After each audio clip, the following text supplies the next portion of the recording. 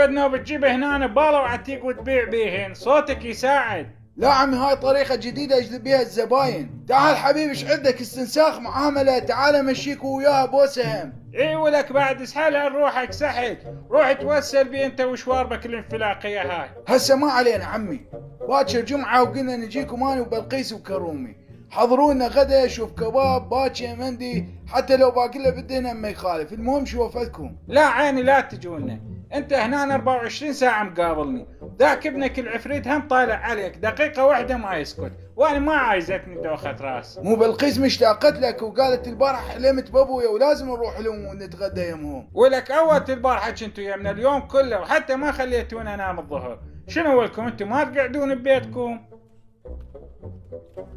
والله اليوم صارت بي شغلة واني راجع بالكية للبيت. ايش صار بالله؟ واحنا راجعين بالكية شفنا الرجال شايل بيده علاقة ويأشر للكية، والسائق طبق على صفحة وصعده.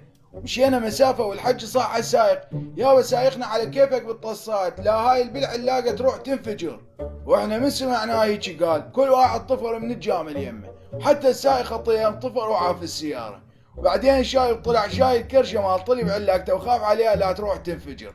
بوقنا طنها والله لا ينطي. يا اقول لك يا احمد، خل ناخذ كرومي للمصور ونسوي له جلسة تصوير. والله انت النسوان عجيبات، احنا نحكي على الكروش منا وانت راسا انقلبتي لجلسة التصوير، شنو مقابل يا هاي؟ يا حباب خل ناخذ للمصور، الله عليك.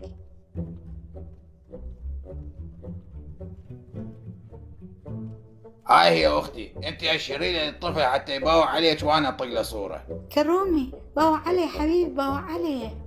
1 2 3. عزة، نسيت اقول لكم الطفل عنده اسهال. اطلعوا برا.